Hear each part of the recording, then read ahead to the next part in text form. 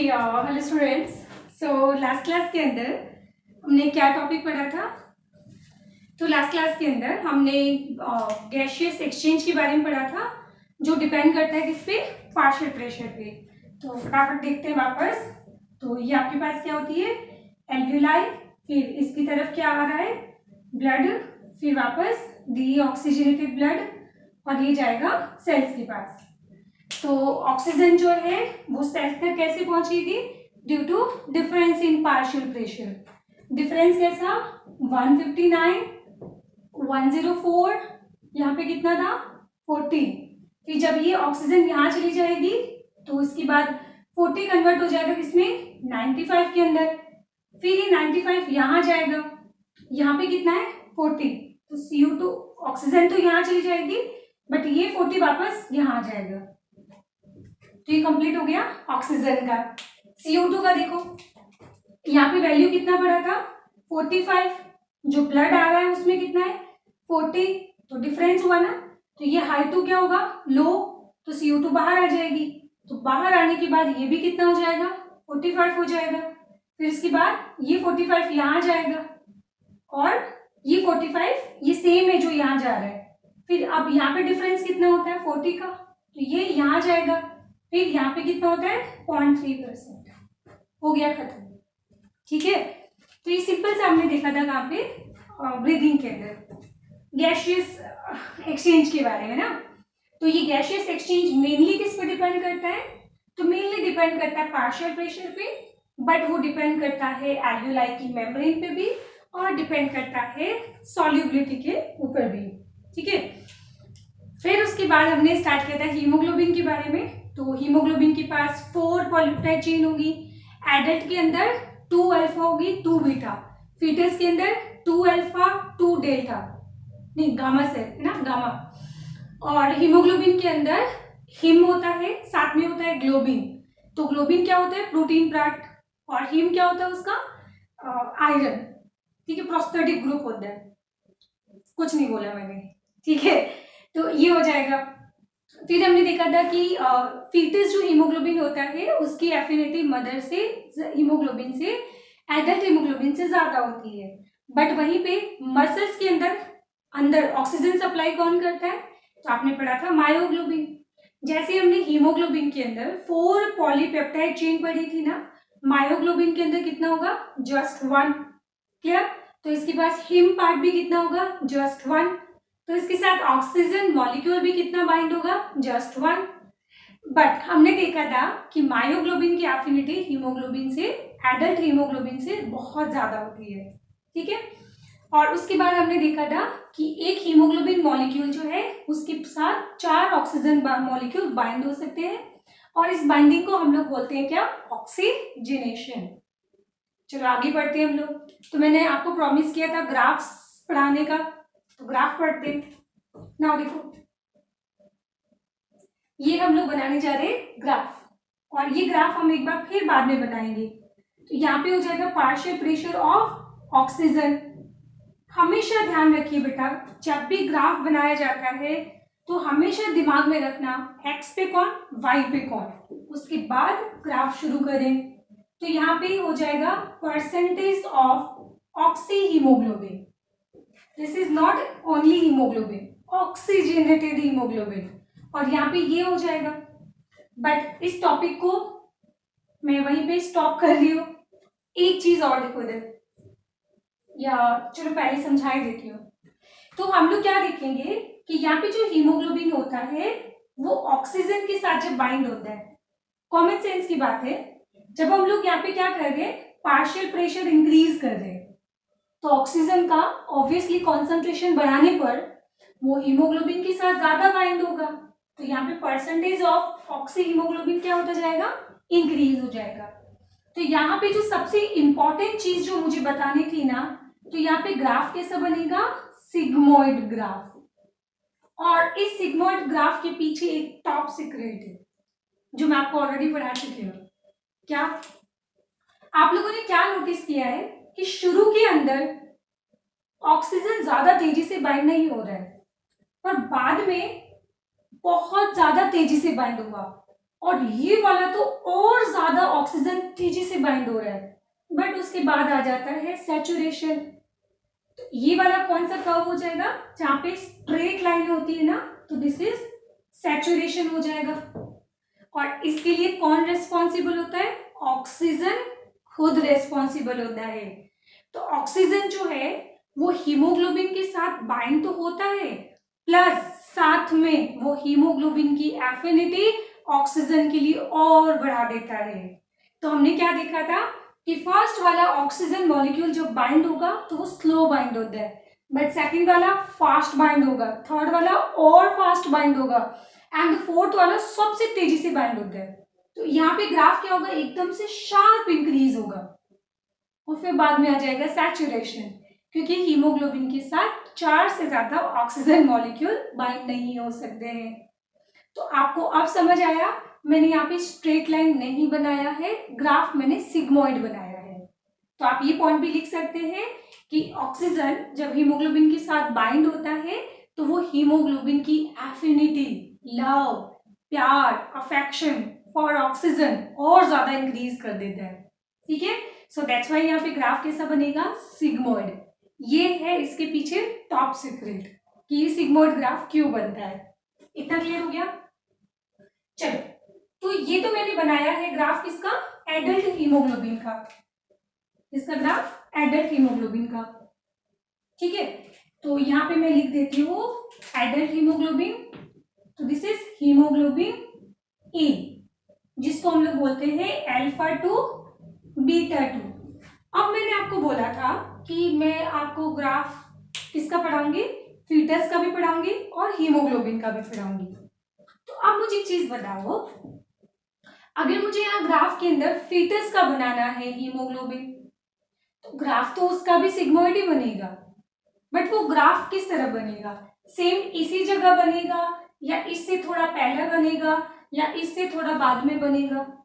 अब पहले का मतलब मैं लेफ्ट बोल रही हूँ और बाद में का मतलब राइट बोल रही हूँ, तो ये ग्राफ राइट की तरफ बनेगा या लेफ्ट की तरफ, यूज करो कॉमन सेंस। अब तुम बोलोगे कि मैडम पिछली बार तो आपने राइट लेफ्ट उल्टा लिखा था, ठीक है, अब यहाँ पे राइट लेफ्ट आप ऐसे लिख रहे हो। एक चीज सुनो बेटा, आप ट्रीटमेंट पेशेंट का कर दो, तो जब भी हम ऑर्गन्स पढ़ेंगे ना, तो ऑर्गन्स लेफ्ट राइट हम पेशेंट का लेंगे, बट आप ग्राफ पेशेंट के लिए नहीं बना रहे हो, ग्राफ आप अपने लिए बना रहे हो। ठीक है, पेशेंट को देख लोगे और उसके बाद ग्राफ आप अपने लिए बनाओगे। So that's why left right यहाँ पे किसका लिखोगे, आप अपना लिखोगे। समझ आया, ये बहुत सिंपल सा कॉन्सेप्ट है। तो अब बताओ ग्राफ किधर बनेगा। तो हमने बोला था कि जो एम्ब्रियो का हीमोग्लोबिन होता है उसकी एफिनिटी ऑक्सीजन के लिए ज्यादा होती है, तो इसका मतलब वो कम ऑक्सीजन पे भी बहुत तेजी से बाइंड हो जाएगा। कम ऑक्सीजन, तो कम तो इधर है ना, तो उस केस में जो ग्राफ है वो यहाँ पे शिफ्ट हो जाएगा।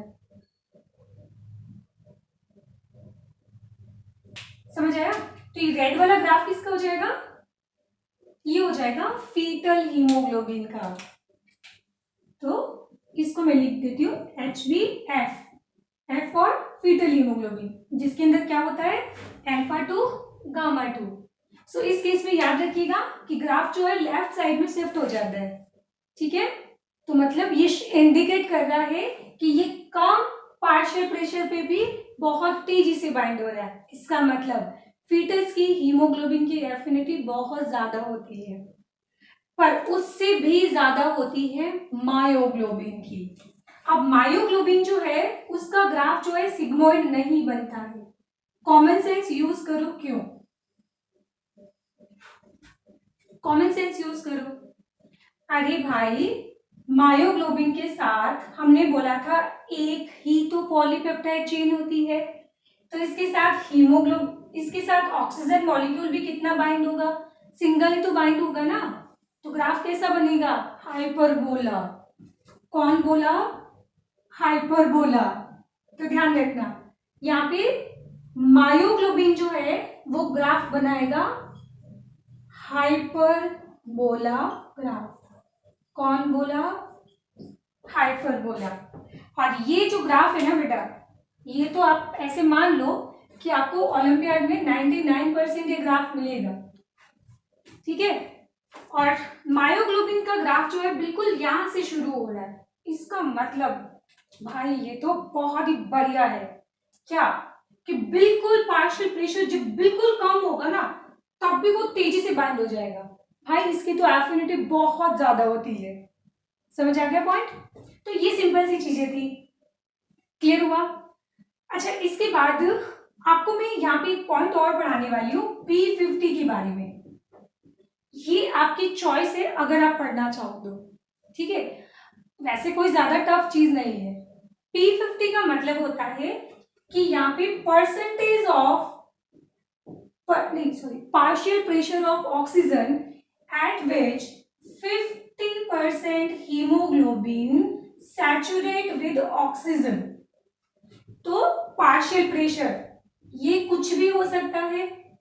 तो पार्शियल प्रेशर mmHg के अंदर वैल्यू जहां पे हीमोग्लोबिन 50% ऑक्सीजनेटेड हो जाए तो इस पार्शियल प्रेशर को बोला जाएगा P50।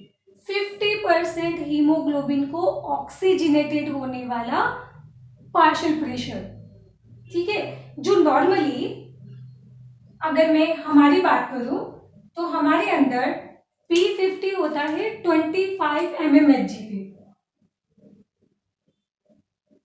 Sorry 27 mmHg। ये क्या हो जाएगा? दिस इज 50% ऑक्सी हीमोग्लोबिन और यहां पे क्या लिया था हमने? mmHg। तो ये होता है 27 mmHg। तो मतलब 27 mmHg पे हीमोग्लोबिन कितना? 50% सैचुरेटेड हो जाएगा। समझ आ रहा है? तो इसको बोलते हैं P50 वैल्यू। अब आपसे मैं एक सिंपल सा क्वेश्चन पूछूं, कि अब मुझे बताओ हीमोग्लोबिन एक आपके पास फीटस है और एक हीमोग्लोबिन आपके पास एडल्ट है, तो इसमें से P50 वैल्यू ज्यादा किसकी होगी और कम किसकी होगी? और इस ग्राफ के अकॉर्डिंग मैं आपसे ये कहना चाहती हूं कि P50 is inversely proportional to affinity. क्या ऐसा कहना सही है? थोड़ा सा दिमाग लगाओ, बहुत ज्यादा भी नहीं, थोड़ा सा दिमाग लगाओ, ज्यादा भी नहीं। चलो इसको समझते हैं। तो फीटस का जो P50 होता है वो कम होता है एडल्ट की हीमोग्लोबिन से। कम होने का मतलब ये मैंने लिखा है 20, ये मैंने लिखा है 30। 20 mmHg और इधर मैंने लिखा है 30 mmHg। सिंपल। तो यहां पे हीमोग्लोबिन कितना परसेंट बाइंड हो गया? 50% बाइंड हो गया और यहां पे भी बाइंड हो गया कितना? 50%। तो अब देख के मुझे बता दो इनमें से हीमोग्लोबिन अच्छा कौन सा है? देखो ये सिर्फ 20 mmHg पे 50% बाइंड हो गया, मतलब इसकी एफिनिटी ज्यादा है, ठीक है। और ये तो प्रेशर बहुत ज्यादा बढ़ाने के बाद 50% हुआ है सैचुरेट, इसका मतलब इसकी एफिनिटी कम है। तो इसका मतलब जिसका P50 कम वो ज्यादा अच्छा, उसकी एफिनिटी ज्यादा अच्छी। जिसका P50 कम उसकी एफिनिटी ज्यादा होती है। नहीं आया समझ में? चलो आपको मैं रेसिंग करवाती हूँ।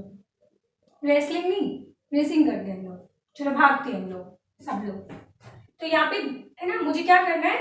एक इंसान खड़ा है 1 और एक इंसान खड़ा है 2 और मुझे ये चेक करना है कि इन दोनों में से तेज कौन भागता है।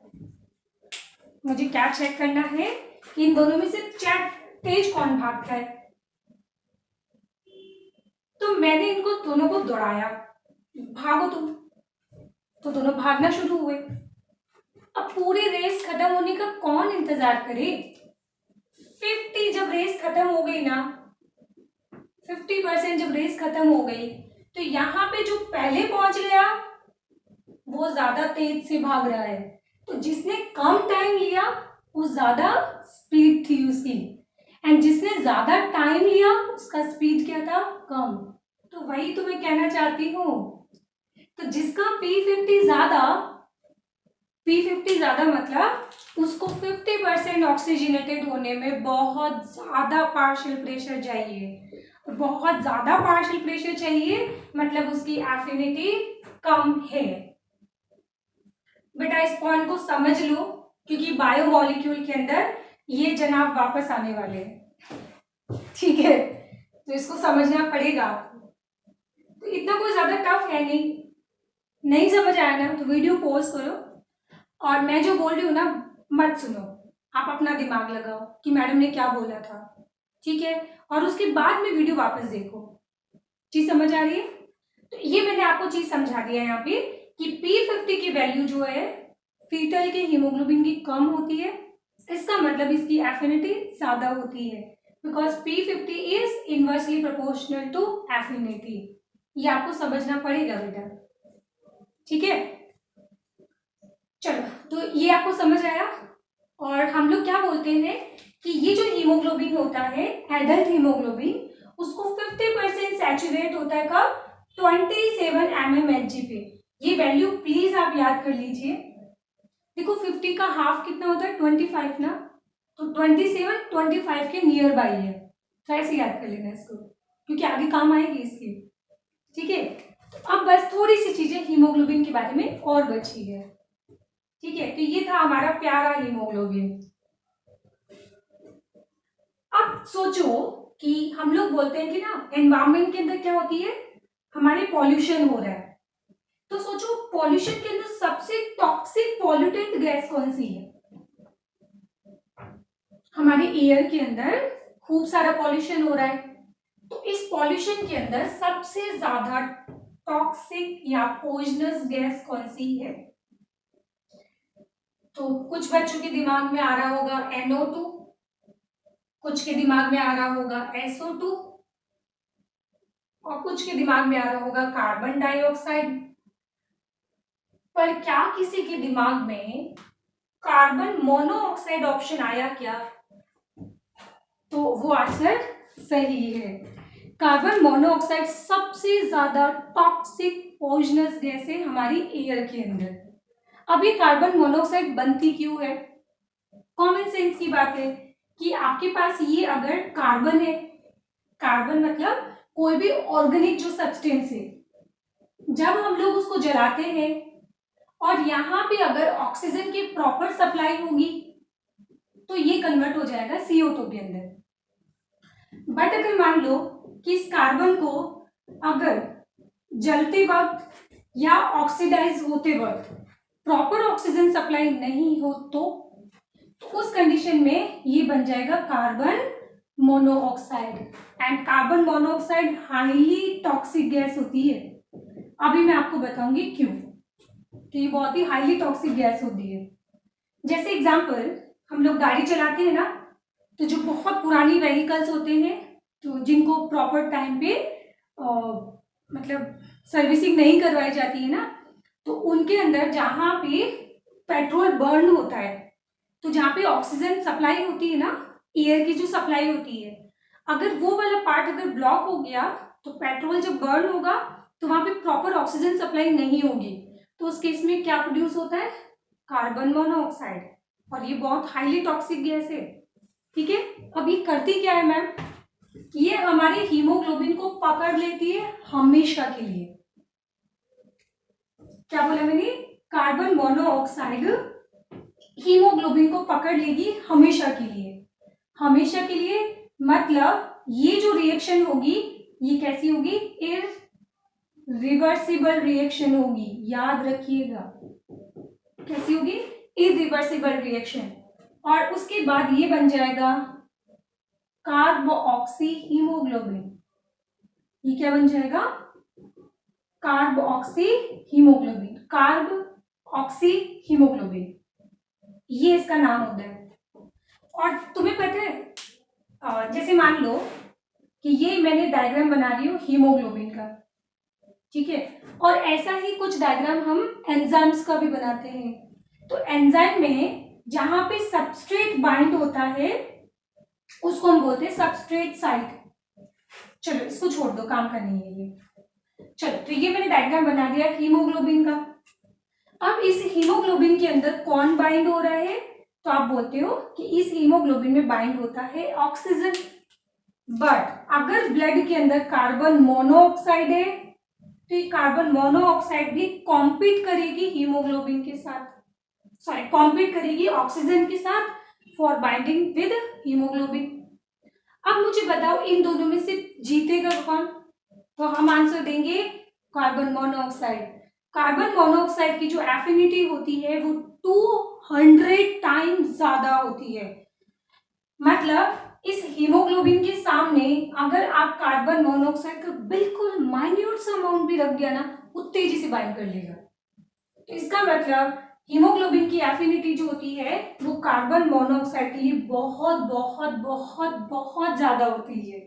तो हीमोग्लोबिन हैव 200 टाइम्स, वैसे एग्जैक्ट फिगर होता है 210, कोई बात नहीं, तो 200 times more affinity for CO2 than O2। और ये रिएक्शन कैसा है, इरिवर्सिबल रिएक्शन है। तो हीमोग्लोबिन ने, जिस कार्बन मोनोऑक्साइड ने हीमोग्लोबिन के साथ रिएक्ट किया तो वो तो बन जाएगा कार्बोक्सी हीमोग्लोबिन, इसके बाद ये इसको फ्री नहीं करेगा। तो क्या मुझे बताओ ये हीमोग्लोबिन ऑक्सीजन ट्रांसपोर्टेशन में हेल्प करेगा क्या, नहीं। सो उस केस में क्या हो जाएगी, फिर पर्सन की धीरे धीरे बॉडी के अंदर ऑक्सीजन सप्लाई कम होती जाएगी और फिर फाइनली हो जाती है डेथ। तो ये होती है कार्बन मोनोऑक्साइड।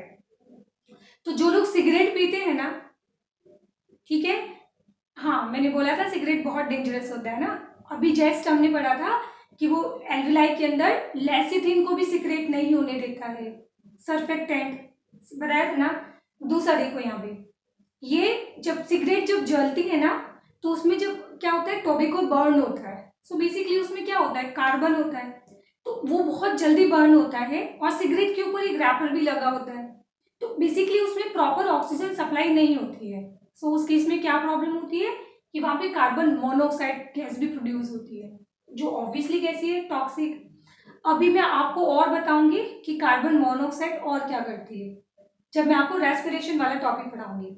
तो ये होती है बहुत ही टॉक्सिक गैस, ठीक है। उसके बाद एक हीमोग्लोबिन से रिलेटेड लास्ट पॉइंट, तो होता क्या है कि ये अहमदाबाद के अंदर नोटिस किया गया था क्योंकि वहां पे इंडस्ट्री बहुत ज्यादा है। तो वहां पे क्या हुआ था, पानी के अंदर नाइट्रेट और नाइट्राइट बहुत मिला था। क्या बोला था मैंने, वाटर के अंदर पॉल्यूशन हो गया था, वाटर पॉल्यूटेंट हुआ था, जिसके अंदर हमें नाइट्रेट एंड नाइट्राइट बहुत ज्यादा मिला था, नाइट्रेट एंड नाइट्राइट। इसका जब अमाउंट ज्यादा हो जाता है तो ये कॉज करता है ब्लू बेबी सिंड्रोम। तो वहां पे जो छोटे बच्चे पैदा हुए थे ना वो कैसे थे, ब्लू कलर के, तो इसको बोला जाएगा ब्लू बेबी सिंड्रोम। अब मैं आपको इसका रीजन बताती हूँ, तो ऐसा क्यों होता है। और बेसिकली नाइट्रेट और नाइट्राइट आपको मिलेगा फर्टिलाइजर के अंदर भी।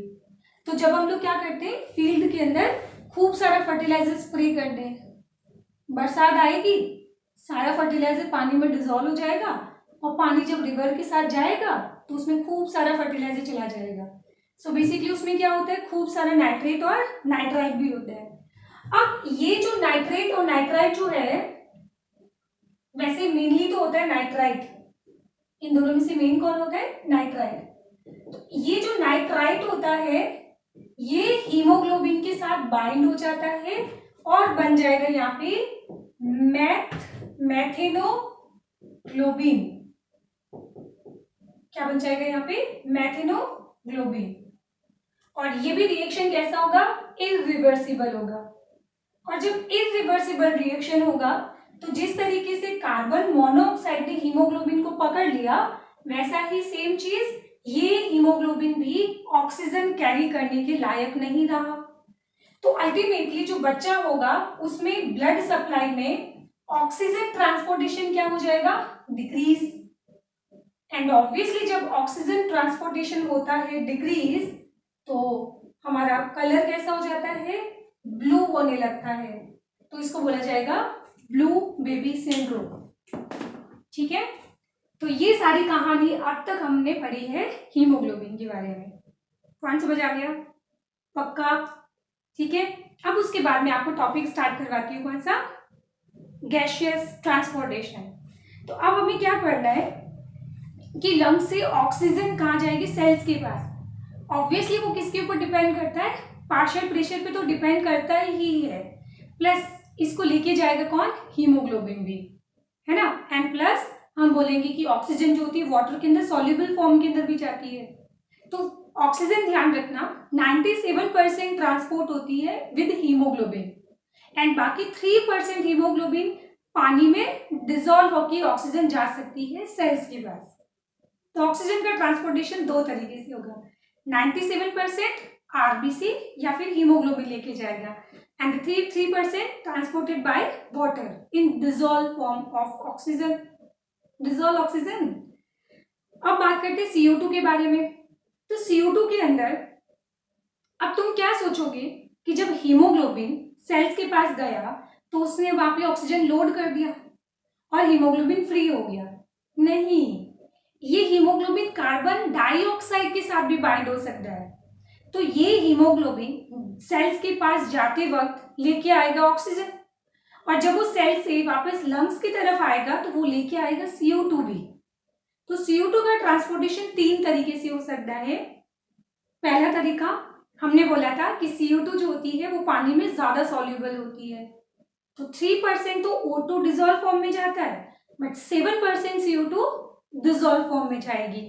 दूसरा 70% ट्रांसपोर्ट होता है बाइकार्बोनेट आयन के फॉर्म में, और थर्ड विद हीमोग्लोबिन 27%। तो 70 प्लस 27 प्लस 23 प्लस 7% कितना हो जाएगा, 100%। तो ये बाइकार्बोनेट के फॉर्म में ट्रांसपोर्ट होगा, ये हीमोग्लोबिन के साथ फॉर्म ट्रांसपोर्ट होगा, और ये डिसॉल्व फॉर्म में ट्रांसपोर्ट होगा। कौन, CO2। क्या आपको समझ आ गया? ठीक है, तो पहले आप इसको नोट डाउन कर लो। ठीक है,